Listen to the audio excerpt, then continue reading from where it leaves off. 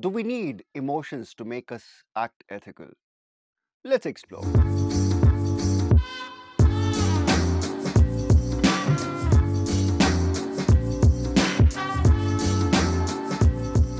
Philosophers have long debated the role of emotion as moral motivators. In fact, there's a school called rationalists who believed in reason being the prime motivator. On the other side were moral intuitionists who emphasized on sentiment as a moral motivator. For example, Kant. Kant very famously believed that right conduct flows out of duty, not out of sentiment. But on the other side, we had David Hume, a very prominent figure in Scottish Enlightenment. And David Hume very famously argued that sentiment drives reason. That's why he very famously said, reason has to be slave of passions. So what do you believe in? Do you think emotions are our moral motivators or not? Besides philosophers, even psychologists have taken interest in exploring the relationship between emotion and moral life. For example, psychologists exploring moral development of an individual have looked at how emotion contributes to moral development. And here also again there are two schools of thought. One agrees that emotions actually play a critical role in the moral development of a child. On the other side, some psychologists reject the role of emotions in moral development of a child. Interestingly, recent researchers have pointed out that positive emotions such as joy, enthusiasm, optimism motivates a human or motivates an individual to indulge or play out in their moral choices. In fact, it makes them more pro-social. Whereas the negative emotions such as depression, envy, rage not only provokes or motivates antisocial behavior, but also motivates choices like lying, motivates choices like revenge. So in a way, these negative emotions provoke a person to be little antisocial in their moral choices. Some psychologists have pointed out that it's these moral emotions that make us human. For example, when you see somebody suffering, when you see somebody is in trouble, somebody is in a very bad shape, emotions like sympathy or compassion is triggered. And interestingly, even when there's no personal stake, these emotions are triggered. And sometimes these emotions provoke us or motivate us to act in a manner which are more positive. In fact, these emotions make us more other-focused even when personal stake is not involved. For example, none of your relatives are involved. It's an absolute stranger. When you see an absolute stranger also in distress, feelings like sympathy or empathy or compassion is triggered. And you tend to act out those emotions also at times. Without getting into the debate between emotion and reason, let's explore the role of emotion as a moral motivator. And to do this, I'm going to classify moral emotions into 4 categories. And they are, firstly, self-conscious emotions. Secondly, other-condemning emotions. Thirdly, other-suffering emotions. And lastly, other-praising emotions. The first category of emotions are self-conscious emotions. When I say self-conscious, that means these are emotions that makes you conscious of your own self. For example, when you do something wrong, you become very conscious. And these emotions make you feel that only. And there are 3 basic self-conscious emotions. One is shame, one is embarrassment, and next one is guilt. Can you recall a moment or instance where you were ashamed of your own self? Can you recall an instance where you're embarrassed about your own self, what you did? Can you recall an instance where you felt a small tinge of guilt? When you recall those instances, I want you to think back and tell me, how did you respond in these 3 situations? Let me tell you something. In all the 3 situations, the one thing that you must have done is, from that point on, you decided, oh, next time I should not be doing the same thing. In other words, next time you should not indulge in a behavior or you should not act in a manner that makes you ashamed of your own self. Or you should not act in a manner or put yourself in a situation where you're embarrassed. So that's why these self-conscious emotions make you conscious about your own mistakes and gives you a small lesson of not repeating the same mistake. Let's take shame for example. Shame is an emotion where you see yourself in a negative manner. For example, one of your friend who's struggling with studies and he needed your help. For some reason, you kept avoiding it. For some reason, you didn't help the person. And that friend of yours failed in the exams. You felt a little ashamed of your behavior. You must have had a thought, what the hell? I could have helped them. So what actually happened in the situation is you assessed your action in a very negative manner. And next time, I'm sure when such a situation presents itself, you'll act in a manner to help your friend. In fact, shame, embarrassment, guilt, that makes us more rule following. After shame, let me discuss embarrassment. Suppose if I ask you a small question, what was the most embarrassing situation you ever landed yourself in?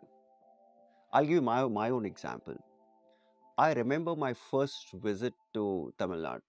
Oh, I am from Tamil Nadu, but basically I was never born, brought up here. But first visit, when I came to Tamil Nadu for the first time, I was invited to a lunch in a certain relative's house. And the lunch was served in a plantain leaf, banana leaf. And when the lunch was over, I somehow didn't realize that I had to fold the leaf in a certain manner. And in fact, here there's a custom of holding the leaf towards your own self. You close the leaf towards your own self. What I did, I closed it on the other side. In other ways, I broke a small custom here. And later I was told when you fold the leaf on the other side, that implies that you're not coming back to the house again. That is, you were not happy with the way you were served.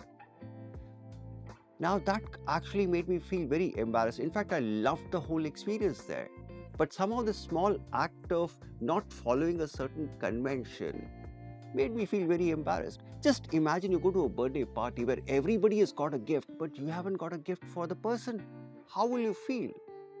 Just imagine going to a wedding function a little underdressed. Oh God, terribly embarrassing, right? That's embarrassment. So next time when you feel embarrassed, that means you're very conscious of breaking a certain social norm or an accepted set of behaviors. Last and the most intense form of self-conscious emotions are guilt. Guilt are also regrets. When you have the tinge of guilt, that means you've done something seriously wrong. And guilt is something which is very difficult to live with. But guilt has a very positive side too also. When you do something which you're very guilty of, next time you'll find a way to make up to that person because you would like to undo that guilt. And next time you'll try avoiding that mistake. Next time you try avoiding doing that harm. So that's why guilt also makes us self-conscious towards the harm that we do. So if you look at shame, embarrassment and guilt, all the three are emotions that makes you very, very self-conscious. In fact, self-conscious to the extent that it makes you more rule-abiding. It makes you respect others' customs. It ensures that next time you don't repeat the mistakes you have made. That's the purpose of self-conscious emotions. The next set of moral emotions are other-condemning emotions. This is exact opposite of the earlier one. Now, when I say other-condemning, that means you're condemning others. That means somebody else is being unfair to you. Somebody else is provoking you. And one of the most common other-condemning emotions are anger. Next time, just observe yourself. When do you get angry? You get angry when someone is unfair to you. Oh, you get angry when someone betrays you. Someone betrays your trust. You get angry when someone behaves in a very cruel manner. Now, these are situations where you want to correct that wrong, where you want to correct that injustices. So, anger as an other-condemning emotion provokes you to fight for justice, provokes you to do something that is right. So, that's the first other-condemning emotion, anger. Oh, who says anger is bad? Anger is good. Little bit of anger is good. And anger does help you to act in a rightful manner. If you look at morally courageous individuals, it was anger that actually made them fight against injustices. Let's take Rosa Parks. It was the anger that provoked her to fight against the larger injustice. Anger motivates you to fight against injustice. Similarly, disgust. Disgust is an emotion that expresses disapproval. For example, your friend indulges in a behavior which you don't approve of. So when you express disgust, you not only condemn that person's behavior, but also shows what you approve of and what you disapprove of. So this way, disgust also helps us to act in a morally rightful manner. Contempt is a third kind of other condemning emotion. When you express your contempt, you're taking a step back. You're taking a step away from compassion. And when you express contempt, that means you're completely pulling away from that particular person or from that particular behavior. Robert Sapolsky talks about this other condemning emotion in his book, Behave. And what he talks about here is other condemning emotions actually makes you self-conscious. In fact, it encourages a self-conscious behavior. For example, when you see people being condemned publicly, so when you see that happening, what actually happens in you is it triggers a certain kind of self-conscious emotion that you would like to avoid those behavior in public. For example, in 2019, Hollywood was rocked by a scandal. Oh no, the scandal was not about something sleazy. The scandal was interesting in terms of the scandal was connected to education.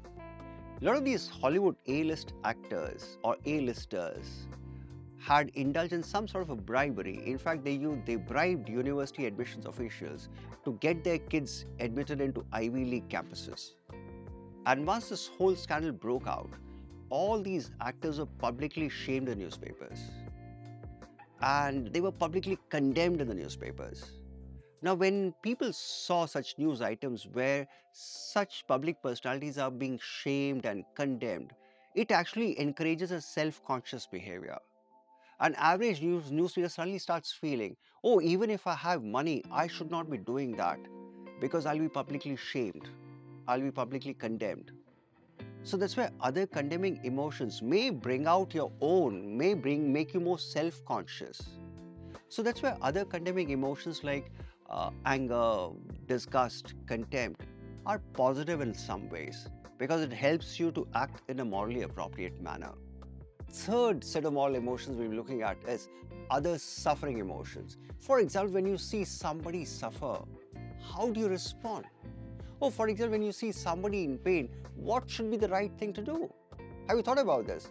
For example, when you see somebody hurt lying in the road, what should you do? Should you just avoid that stranger and go about your work, or should we stand and try to help that person? Now that's where the third set of moral emotions come in, other suffering. When you see somebody suffer, the basic emotion that you have is one of empathy, one of compassion. And these are emotions that motivate you to do the right thing by helping the needy person, by doing something to help the other person. That's why these are other suffering emotions. So they make you respond to others' suffering. Paul Bloom famously wrote this book called Against Empathy. In that book, he defines empathy in these words: the act of coming to experience the world as you think someone else does. Other suffering emotion is an emotion that primarily makes us sensitive to others' suffering, sensitive to others' needs. In fact, other suffering emotions tells us how to act when you see somebody is suffering, how to respond to somebody else's misfortune. For example, very recently, we had this unfortunate train accident at Balasore. And once the accident happened, the visuals went around the news, people could see suffering. And a lot of these accident victims were shifted to government hospital there. And as part of treatment, there was a huge demand for blood. And surprisingly, once the news of blood shortage started spreading around the media, people from Balasore, strangers, they came down to government hospitals, stood almost for 2 to 4 hours, stood in queue just to donate blood to strangers. Why such a response?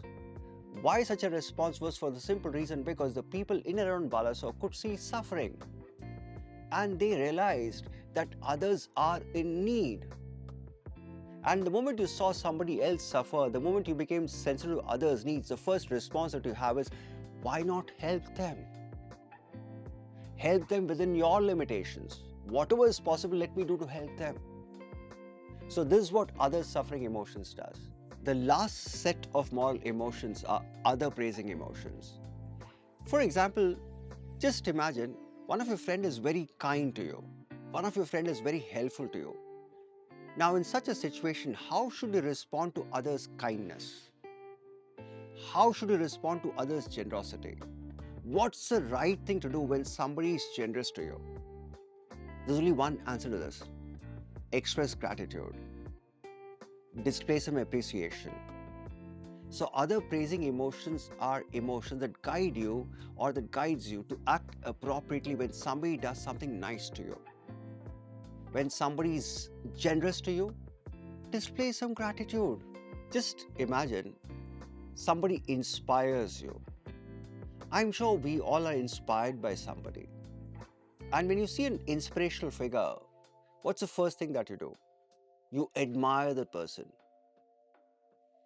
And expression of admiration is again an other praising emotion. You're admiring somebody.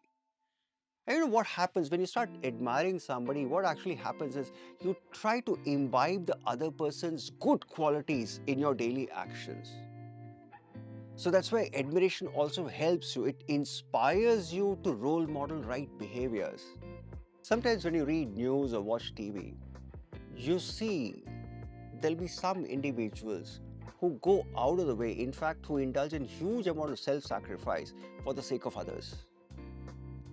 When you see such behaviors, you have a sense of elevation. You feel, oh, I should be trying to do that.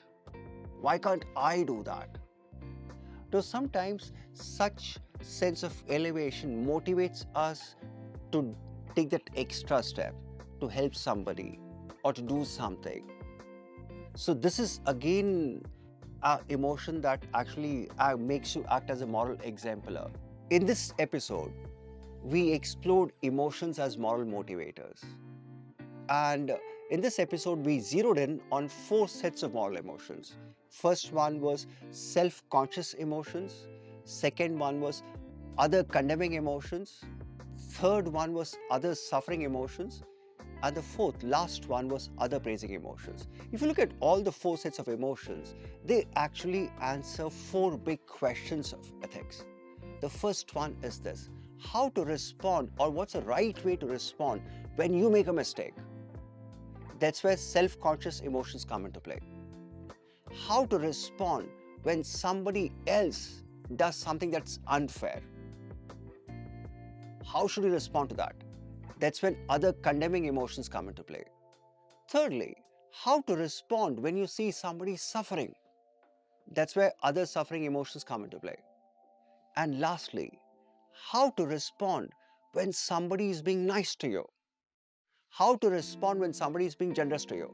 This is where other praising emotions come into play. If you look at all these 4 emotions, they actually guide us in acting in a rightful manner in some specific situations. That's why we always believe emotions do play a positive role in making us into a moral person. Or otherwise, I should say, emotions also contribute as a moral motivator. I hope you got that. Happy learning.